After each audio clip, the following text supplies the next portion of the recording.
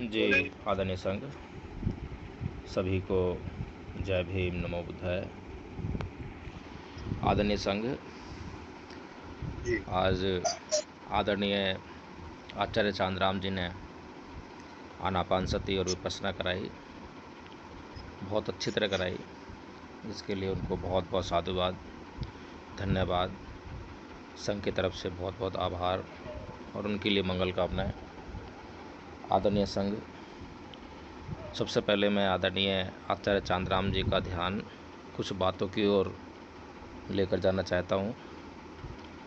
आदरणीय आचार्य चांदराम जी, आप बीच में बोल रहे थे कि कमर में पीड़ा हो तो उसको होने दें।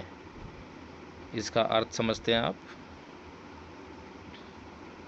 जी जी जी बताएं, आचार्य इसका क्या जी मतलब है? जी आचार्य वकील साहब, जय भीम, नमो बुद्धाय। आदरणीय वकील साहब, इसका मतलब ये है कि पीड़ा हो, दर्द हो, कुछ भी हो, उधर ध्यान न भटकाएं।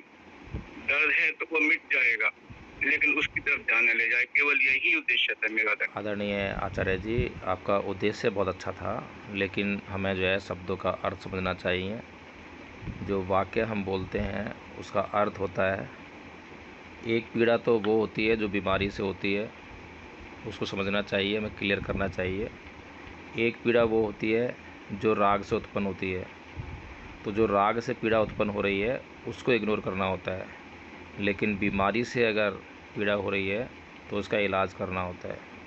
तो इसलिए जो है हमें साधकों को जो है बिल्कुल साफ साफ बता देना चाहिए कि अगर किसी बीमारी के कारण कहीं हड्डी टूट गई है, कमर में कहीं चोट पहुंची है, कोई इंजरी है, अगर उसके कारण हमें पीड़ा हो रही है तो उसके लिए अलग इंस्ट्रक्शंस हैं।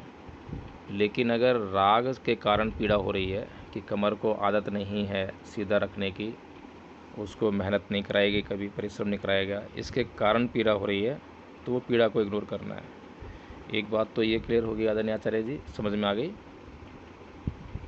जी जी जी जी हाँ, बिल्कुल। पीड़ा है और पीड़ा होना शुरू हुआ, दोनों में बड़ा फ़र्क है।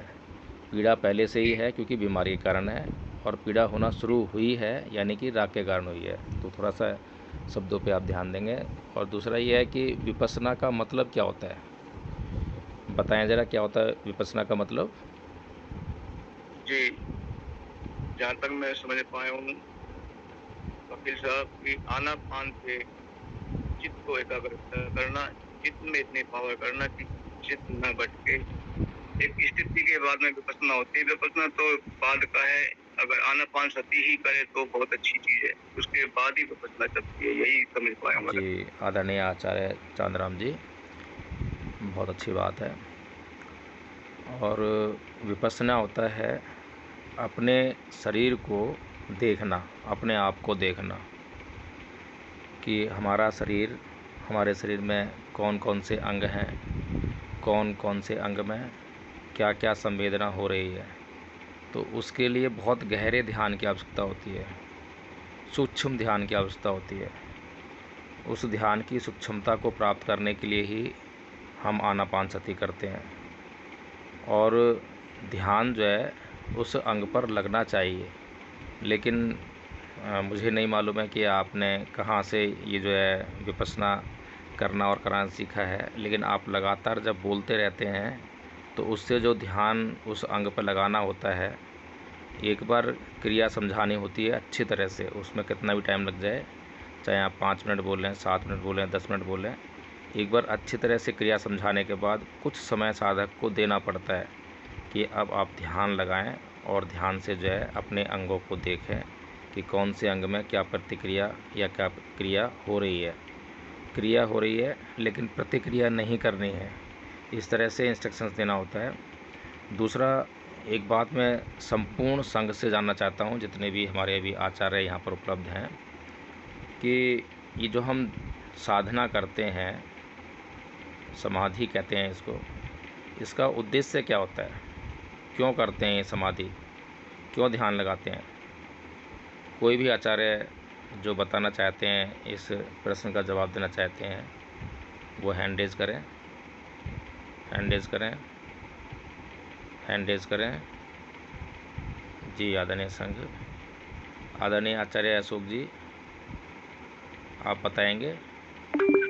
जी बहुत बहुत साधुवाद जी। अपने मन के विकारों को दूर करने के लिए, मन एकाग्र करने के लिए ये हम साधना करते हैं। जी बहुत अच्छी बात है आदरणीय आचार्य अशोक जी। 3 शब्द हम इस्तेमाल करते हैं, पहला सील, दूसरा प्रज्ञा, तीसरा समाधि, या सील, समाधि और प्रज्ञा ऐसे इस्तेमाल करते हैं, या प्रज्ञा, सील, समाधि ऐसे इस्तेमाल करते हैं। आप बताएं कि सही क्रम क्या है, किस क्रम में जो है ये व्यवस्थित होनी चाहिए। हर किसी व्यक्ति की अपनी बुद्धि के अनुसार जो है वो क्रम डिसाइड होता है, लेकिन हम क्या समझते हैं कि किस प्रकार से ये तीनों शब्द जो है क्रम से आने चाहिए, बताएंगे। जी वकील साहब, मेरे विचार से तो प्रज्ञा, सील, समाधि होना चाहिए जी मेरे विचार से। बहुत अच्छे, आपके ख्याल से प्रज्ञा, सील, समाधि होना चाहिए, उसका कारण क्या है? प्रज्ञा का मतलब विशेष ज्ञान हमें होना चाहिए। प्रज्ञा मतलब विशेष ज्ञान हमें आना चाहिए। सील हमें जानी चाहिए, सील हमें हमारे जाना चाहिए, सील हमारे शरीर में हमारे लिए क्या महत्वपूर्ण है, क्या है। और फिर समाधि ध्यान लगाने के लिए और अपने मन को कंट्रोल करने के लिए, नियंत्रण करने के लिए। जी बहुत साधुवाद, बहुत अच्छा। अगर हमें काम हम कर रहे हैं लेकिन काम करने का उद्देश्य नहीं मालूम होगा तो बस काम करते जाएंगे तो उसका परिणाम हमें नहीं मिलने वाला।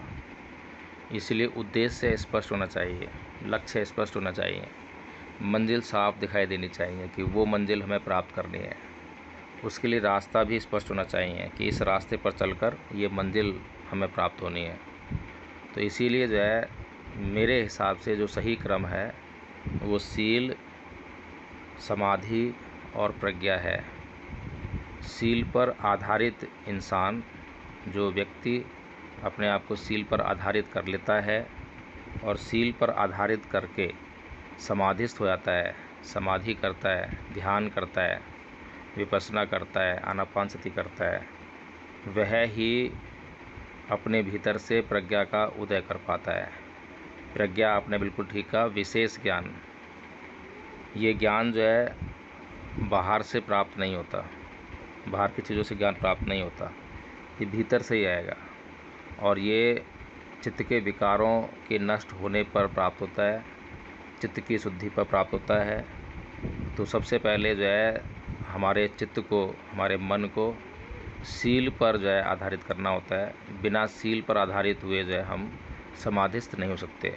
और जब तक ठीक ठीक समाधि ना लगे, ठीक ठीक चित्त की शुद्धि ना हो, तब तक प्रज्ञा का उदय नहीं हो सकता। और जैसे ही प्रज्ञा का उदय होने लगता है तो चित्त शुद्ध होने लगता है, चित्त में क्लेश शांत होने लगते हैं, चित्त में संदेह समाप्त होने लगते हैं, क्योंकि तमाम जो प्रश्न हैं उनका उत्तर मिलने लगता है, तमाम समस्याओं का हल मिलने लगता है। तो ये प्रज्ञा का जो है उद्देश्य है, प्रज्ञा का लक्ष्य है। इस तरह से जो है हमें समझना चाहिए। अगर हमारे जीवन में बदलाव हो रहा है, पहले मैं बहुत क्रोध करता था, अब क्रोध करना मैंने जो है कम कर दिया है, पहले की अपेक्षा कम होते जा रहा है। पहले मैं बहुत लोभ करता था, लालच करता था, अब मैं लोभ नहीं करता हूँ या बहुत कम कर दिया है, कम हो रहा है, मेरी जानकारी हो रही है कि मैं कम कर रहा हूँ, लालच बहुत कम हो गया है। मैं पहले दान नहीं करता था, अब मैं जो है समझ गया हूँ कि ये संसार अनित्य है।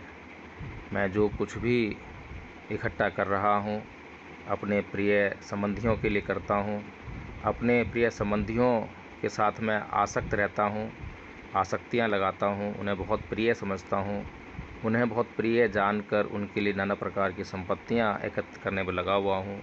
पूरा जीवन अपने लिए और उनके लिए ही जीते जा रहा हूँ, लेकिन ये सब तो अनित्य है। और प्रत्येक मनुष्य को वो अपने सगे संबंधी जैसा ही मानता है। प्रत्येक मनुष्य की समस्याओं को वह कारुणिक होकर अपने सगे संबंधियों की तरह ही उनकी समस्याओं को दूर करने का प्रयास करता है। इसी में प्रज्ञा का उदय है। यदि कोई व्यक्ति अपने आप को और अपने सगे संबंधियों को तो विशेष महत्व दे, लेकिन समाज के अन्य लोगों को कोई महत्व ना दे, तो उसमें प्रज्ञा का कोई उदय नहीं है, क्योंकि भीतर से करुणा उत्पन्न नहीं हुई है, मैत्री उत्पन्न नहीं हुई है। तो इसलिए आदरणीय संघ, हमें जो है इन बातों का विशेष ख्याल रखना चाहिए। जो साधक होते हैं उन्हें अपने चित्त में से जो है जो विकार हैं, काम, क्रोध, मोह, लोभ, द्वेष, तृष्णा, ईर्ष्या, राग, इनको मिटाना ही चाहिए। अगर ये मिटेंगे, ख़त्म होंगे, कम होंगे, तभी हम कहेंगे कि हाँ, हमारा जो विपश्यना करने का जो उद्देश्य है, लक्ष्य है, वो सफल हो रहा है। जी आदरणीय संघ, बहुत बहुत साधुवाद, धन्यवाद।